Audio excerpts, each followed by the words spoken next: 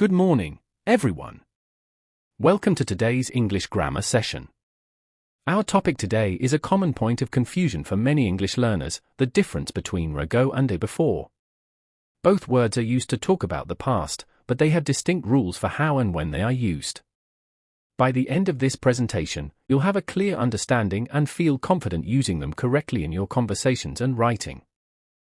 When we communicate in English, we often need to specify when something occurred. Ago and before are two fundamental words for doing this. While they both point to events that have already happened, it's crucial to understand that they don't mean the same thing, and they are not interchangeable. The main distinction lies in what point in time they use as their reference. Let's start with ago. The most important thing to remember about ago is that its reference point is always now, the present moment. It tells you exactly how much time has passed since an event happened, up until this very second. So, if you say something happened 5 years ago, it means 5 years before today. Because it describes a completed action at a specific past time relative to the present, we almost exclusively use ago with the simple past tense.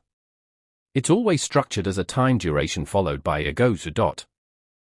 Let's see ago in action with some examples. I finished my work an hour ago. This clearly means 1 hour before the present time. They moved to Canada 10 years ago refers to 10 years before today. Notice how ago always comes after the time expression. Even in classic storytelling, long time ago implies a time far before the current narrative is being told. Now, let's explore before. Unlike ago, before doesn't always relate to a now. Instead, it often relates to another past event. Imagine a sequence of past actions. Before helps us place one action earlier than another. For example, if you say, I had already eaten before the party, the reference point is at the party, not now. Before can also refer to a general, unspecified time in the past. Because its reference point is more flexible, before can be used with a wider range of tenses and can function as an adverb, a preposition, or a conjunction. Let's look at how before is used. As an adverb, it often clarifies the sequence of past events. For instance, when I met him, he had already resigned 2 months before. Here, before refers to the time before I met him, not before now. It establishes a timeline within the past. Before can also be a preposition, coming directly before a noun, pronoun, or a gerund, to indicate an earlier time or order. For example, please submit your assignment before Friday or always think twice before speaking. Furthermore, before can function as a conjunction, linking two clauses where one action precedes the other. This is very common for instructions or describing sequential events. For example, brush your teeth before you go to bed. Lastly, and this is a key point, before is frequently used with the present perfect tense to inquire about or state a general experience at any point in the past, up to the present, without specifying an exact time. Questions like, have you ever visited Paris before, are perfect examples of this usage. To summarize everything we've discussed, here's a table that highlights the crucial differences between ago and before. Always ask yourself, am I talking about time relative to now, or relative to another past event? This question will guide you to the correct word. Also, pay attention to the tense you're using and the grammatical role the word plays in the sentence. Let's look at some common errors to help you avoid them. A very frequent mistake is using a before when you should use ago, especially when you're referring to a specific time counting back from the present. For example, you should say, I saw him 2 days ago, not I have seen him 2 days before. Similarly, if the reference is in now, use ago.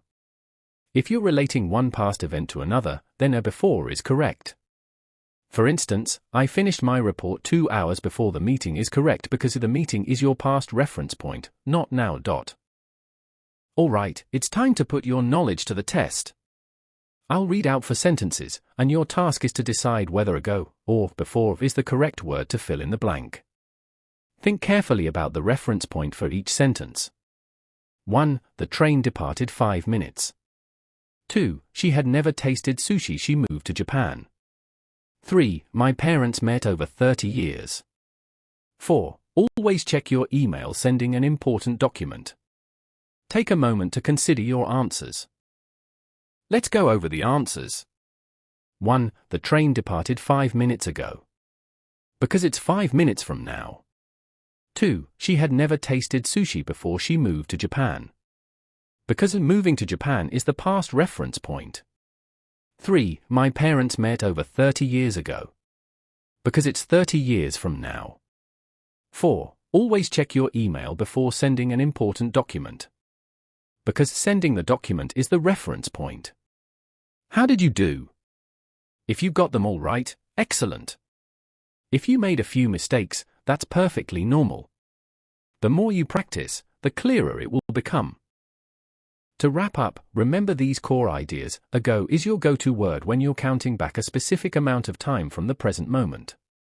Before is used when you're talking about something that happened earlier than another past event, or simply at some point in the past without a specific now reference.